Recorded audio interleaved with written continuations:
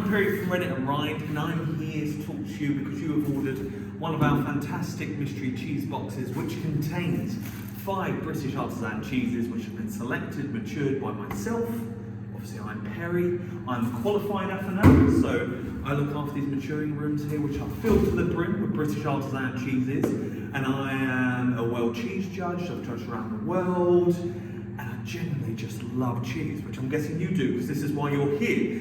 And then this video is just me going through why I selected these 5 cheeses, what they're all about, and giving you a little bit of a guide, a little bit of interaction from me to you about what makes these cheeses, British artisan cheeses, so great. So obviously you've got your tasting notes in there, so if you're with friends and don't fancy, talking over me, or me talking over you rather, you can just switch it off and use the tasting notes and watch it in your own leisure, when friends aren't around, or you can, and I can be your entertainment for the next 10 to 12 minutes, maybe longer. I tend to run over when I get enthusiastic about cheese. But let's begin with our first cheese, which is Ashcombe. Ashcombe is made in Gloucestershire by a chap called David Joanne. We look after them in this room. They come in pretty much done, and then we occasionally give them a little wash. So we wash the cheeses in water and salt, little small brine solution. Maybe I'll move these up, you might be able to see that cheese better. Beautiful, beautiful.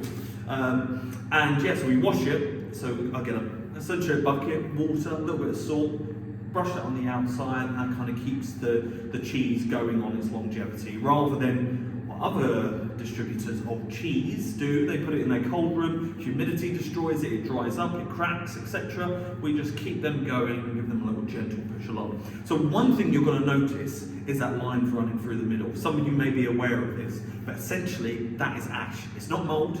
It's just a part of a cheese making, a famous cheese in France called Morbier, where they used to do the morning make, put ash on the top so the flies wouldn't get to it, stick the afternoon make on top, and you get this nice thin line through the middle. So this is a British Morbier, which is so great about British artisan cheese. We're not hampered down by too many PDOs. We do what we want. We're experimentalists, and that's why we're leading the world in terms of how good we are at making cheese. So yeah, you've got these small little openings, a little bit of kind of bacteria in there, breathing out, creating those little small fish. Beautiful texture as I cut through that, like a little bit of like strength, but actually, quite soft. Really nice, like kind of fudgy, if anything. So that's quite nice. You've got this wash rind, this peachy that's on the outside that you can indicate from there. So aroma, light milky, a little bit of ferment that's in there. So these have been aged a little bit longer for these boxes. I kind of felt like they open up a bit more. Let's have a taste. God, that is delicious. So what I do, I kind of pick these cheeses months in advance, and then that is delicious. And I try not to taste them, at least 2 weeks, it's been Christmas, before this event. So we can kind of have the same experience together. And it becomes, hopefully, across a very genuine experience. Really salty, really ferment, loads of savoury, a little bit of beef that's in there. Texture is lovely, like really Moorish. My tasting note, maybe slightly inaccurate, devilishly and deceptively Moorish. I don't think that's deceptive at all. I think that's really tasty. Kind of surprised me how much on the savoury end. Great. Ashcombe, good work, David. Top notch. Next one up, remember to use these. If you did like the cheese, scan this with your phone. Just put your phone over it, and it'll link to the website. You can buy more of it. Or you can learn more about it. There's far more detailed stuff that are on our website. This is made by Arthur down in Sussex. Arthur's just an awesome chap. He came in over Christmas. That's a bulky bit of cheese that you're getting. Wow. You won't be needing cheese for quite some time. So he came over the Christmas period, so we're selling a lot of his cheese, and it was really great. We kind of was talking about different maturing techniques, gave me a little bit of advice on certain things, and that's what the British artisan cheese community is all about. We want to lift each other up, make each other much better at what we do. So really phenomenal cheesemaker, and I like the Sussex Brie because they're just They're very simple. Now everyone goes, oh God, do you know what? Like, if a cheese is complex, then it means it's a good cheese. No, there's something quite beautiful in simplicity. So the bloom has begun to die on the outside of this cheese, so we're getting far more wetter textures on the outside. That could be packaging, unfortunately, but it won't affect the flavour. It's just something temporary that happens, cut straight, fresh from these maturing rooms. So I'm going to lock the nose off. I know you're not allowed, you shouldn't be doing this, you should be giving everyone the experience the same, but I'm only tasting this. So quite dairy, milky, that very easy going. It's got kind of a slight Philadelphia creme freshness to it, if I was going to give it a category aroma. Good, softer texture than obviously the first one. Let's have a taste. Fruity. Yeah. I wasn't expecting as much fruit, which is quite interesting. Like curdy, lactic, but you've got that fresh milk that's coming in there. Not too overly complex, nice and simple, like we said. Dissipate on the palate, reset. No, that's why this cheese is here. Reset on the palate. Nice experience after the Ashcombe, but it kind of glides gently into that. You know, normally I don't put two dairy heavy cheeses together. This one, you know, I want it to glide in. So we've got a nice full stop for our next cheese, which is Berkswell, sheep's milk. Now, I know what a lot of you would say. I don't like sheep's milk, I don't like goat. But please give Berkswell a try, because there's very little sheepiness that's in there. So we've been aging these for about, it comes up to about 3 months now, this one.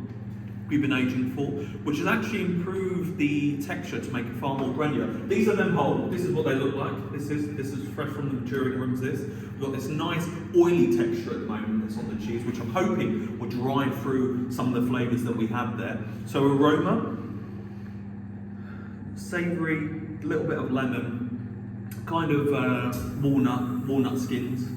It's all there really. It's all there. So let's, sorry, that's our condensing unit kicking in.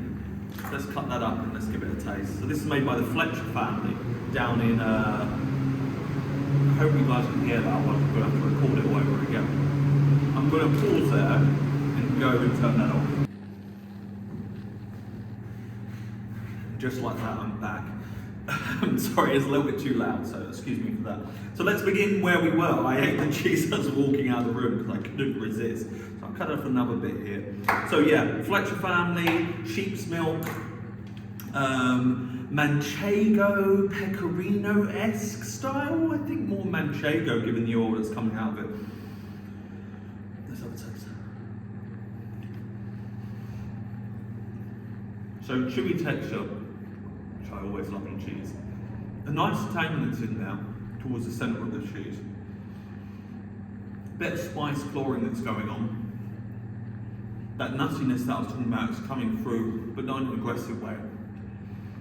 The tang is more vinegary now than citrus acidic, which I first initially thought it was more lemon.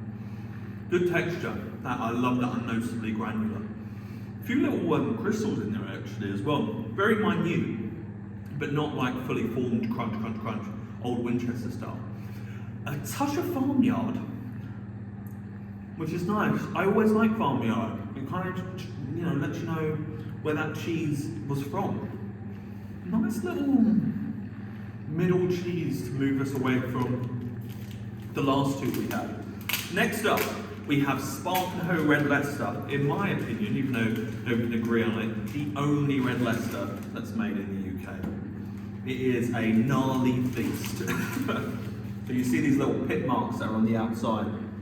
That's mite drilling into the cheese, which we, you know, they are heavily mited, but they drive out, create the openings, create kind of more moisture removal, and create more texture and character that's in there. But the first thing you notice is the unbelievable colour. You know, everyone, do you know what, when I do a cheese board in public, everyone steers away from Red Leicester because they're used to the rubbish that they get in the supermarkets, which is mass-produced, coloured dye. This is a traditional, aged, cloth-bound, unpasteurised milk, Red Leicester, and it's completely different than anything that you ever have. So I always try and inspire people to try this before they go, oh, I don't really like a Red Leicester. I love it. Made by David and Joe Clark. obviously in Leicestershire, very, very key. So aroma, very mineral. You know, it's got like a kind of a light richness that kind of contradicts itself, but a complexity that's there. The tang is familiar in terms of cheddar style. Towards the rind, we're getting more musty, as you would expect, and a kind of a little bit of kind of slight ammonia, which hopefully should add to the flavour. Let's give it a try. Lovely. Tang is beautiful. Sorry, I had to have a moment there with that cheese. That is beautifully well-rounded, robust. That nut at the back. Wow. It's not as chewy as the Berkswell was. It's kind of firm, but it has this real beefy vibe to it.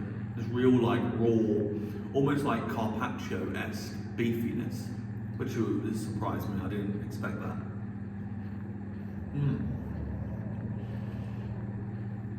This underlying sort of saltiness, which kind of leans into a fishy anchovy, if I was going to place it anywhere, but not by much, unnoticeable. Wow. Oh, the rind. Eat that rind. A little bit of fruit comes in there, like perfume-esque area, kind of poofs out.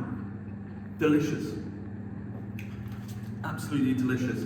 Now, an interesting thing that I wanted to do with you guys was to show you some milk from the same farm, but in a different product.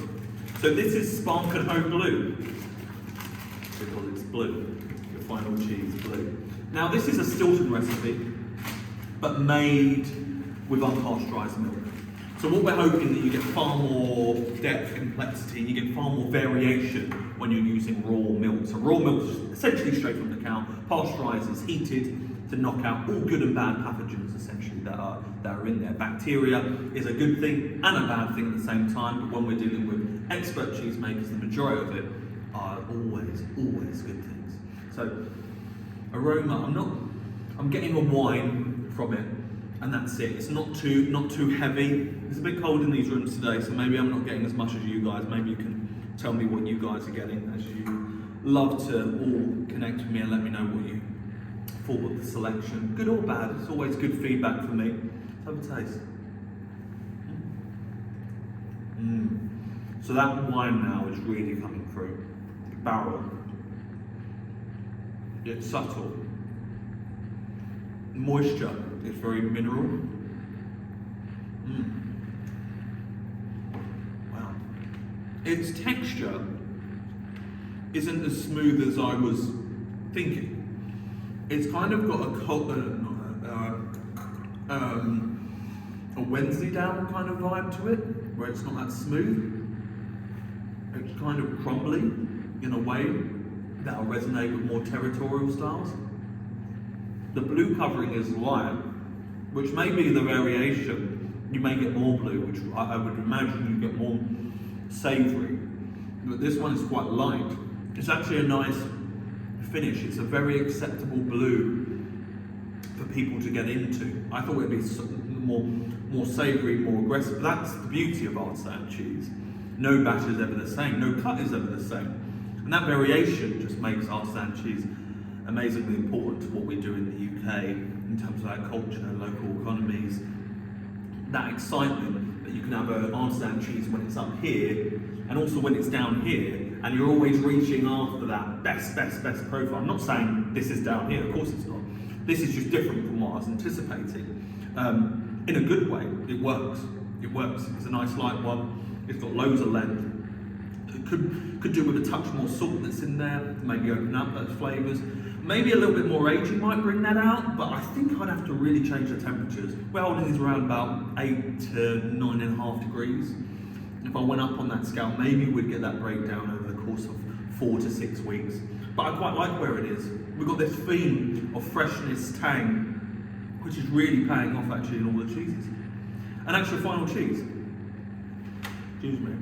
Why did I just eat that with a mouthful? And that's your 5 artisan cheeses from us, Rennet and Rind, from the maturing rooms in Cambridge.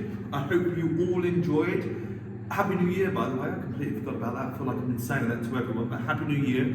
If you bought a box over Christmas, thank you so much for your support. It was a phenomenal year for us. We couldn't believe that the boxes sold out in 2 weeks. It was unbelievable to us. And we're double it again, so that's 8 times as more cheese as the previous year, and we'll do 16 times as much next year. I'm getting to work on that right away. So, excuse me. So, have a great day, enjoy the cheeses, let me know what you think. Just Google search Rennet and Rind, reach out on all our social media platforms, pick up the phone, give us a call. And yeah, I'd love to hear from you. Thank you very much. Goodbye.